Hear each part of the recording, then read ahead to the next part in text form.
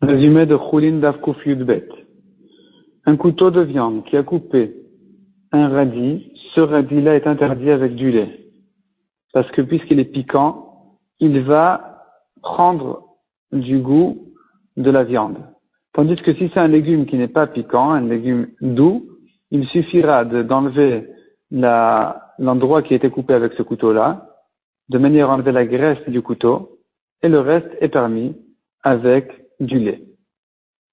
Ensuite, la Gemara fait la différence entre poser à côté d'un plat de lait qui s'appelle koutar, de poser là-bas, de mettre à côté du sel, c'est interdit, parce que ce sel de viande là risque de tomber, le lait risque de tomber dedans. Et il ne va pas s'annuler parce que ce plat de lait là, il est épais.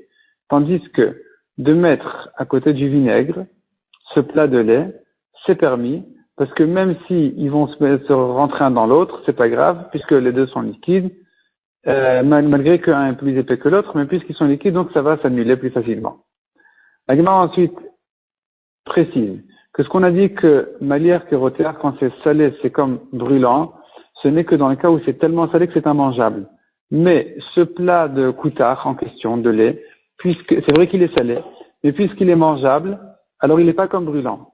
Et donc s'il y aura un oiseau qui va tomber dedans, il ne va pas l'interdire, puisque c'est pas considéré comme un contact brûlant. Donc on pourra se suffire de le retirer et tout sera permis. Mais tout ça, c'est à condition qu'il est tombé vivant. S'il est tombé après la shrita, là c'est différent. La Gemara dit qu'il faudra enlever une épaisseur, une couche, parce que une fois qu'il est mort, alors il avale plus de lait, plus facilement. Et si il a déjà été grillé, alors, et ça c'est s'il a été grillé déjà. Mais si il a des fentes, alors il est totalement interdit parce que il y aura un mélange dans le goût interdit, le mélange va pénétrer dans les fentes et donc on aura plus de mal, d'ailleurs ce sera impossible de le nettoyer et donc il est interdit. De même, s'il a été assaisonné avec des épices, ça le ramollit aussi et donc le goût va pénétrer davantage et c'est aussi interdit. La Gemara ensuite dit, un pain sur lequel on a coupé un morceau de viande, même qui a déjà été grillé, c'est interdit. À condition que ce soit de la viande spécialement rouge et que le sang ait percé le pain d'un bout à l'autre et qu'il soit épais. Sinon, c'est permis. La Gemara ramène que certains Moraïm le jetaient à leur chien ce pain-là en question, d'autres le mangeaient.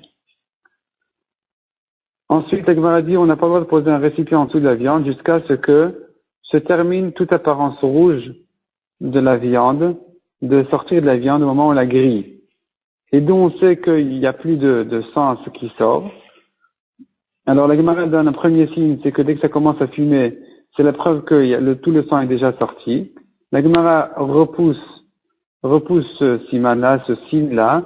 Et donc la Gemara dit il faudrait mettre 2 grains de sel, aussi bien sur la viande que dans le récipient. Et donc ça va attirer le sang vers le sel.